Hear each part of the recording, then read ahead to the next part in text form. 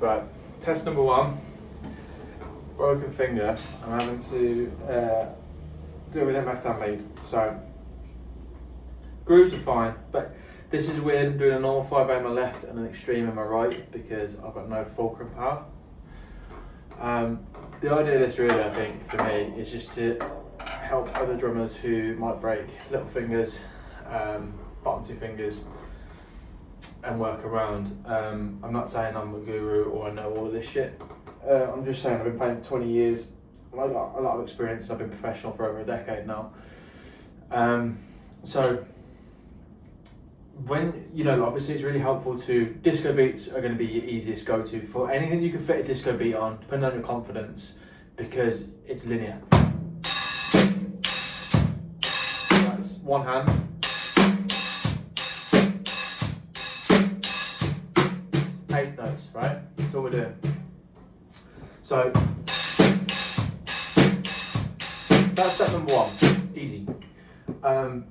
Number two then would be trying to keep a drum beat going. So the way I've done this over the years, this is my second or third, this is my second broken bone on my hand, but not, so I had a boxer's fracture about 10 years ago. This is my second time doing gigs with one hand.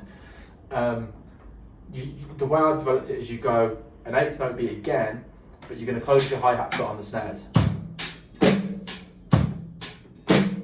So nice and slow. In theory, small difference, right? If you want to drive it along like you would accent on your right hand, you can open and close your foot.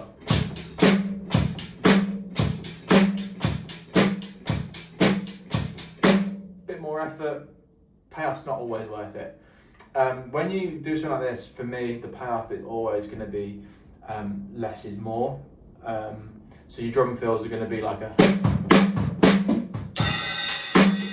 you know.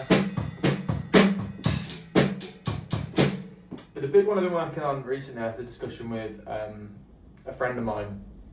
We were talking, how are you going to do country shuffles? So if you're not sure what a country shuffle is, it's a railroad shuffle. I can do this with this hand. But the problem we've got when we've got a broken hand, especially for me personally on this occasion, I can't get any torque into this hand. So trying to do this on stage sounds great in here, but that's about the limit of my power, right? So we can double it, right? That can bounce indefinitely.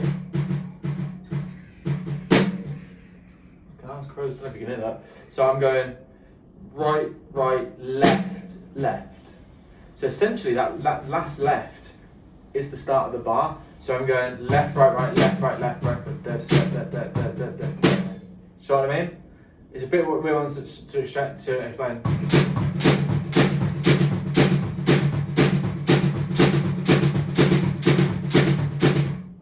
Ring of Fire.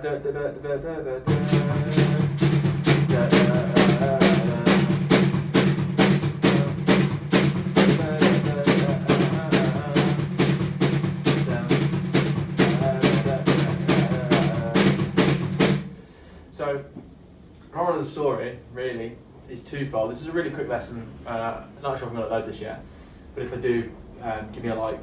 Let me know your thoughts of what you've come around with injuries.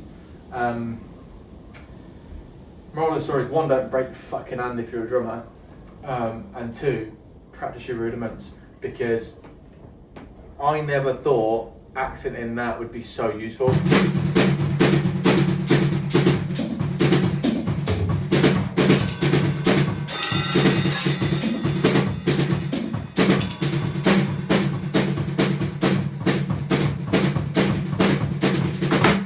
Right? Any other variations you found that are cool? Anyone else got any experience with this?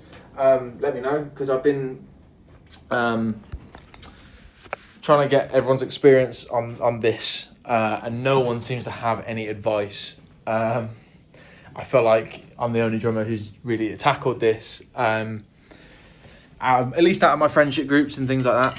So yeah, that's my little practice session for today, just to see how I'm gonna tackle these gigs going forward, because it's my job, and you know what I've done to my hands and that's my problem, right?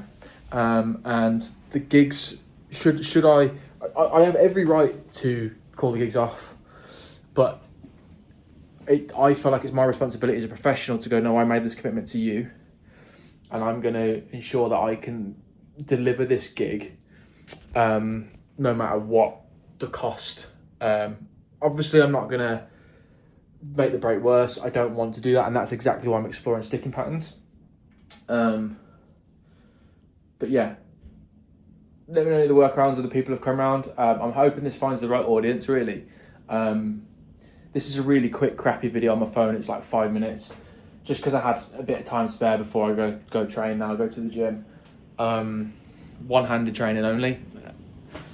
But yeah, cool. Let me know your thoughts on that. I don't know else has any ideas or experience. Again, for the 100th time, let me know.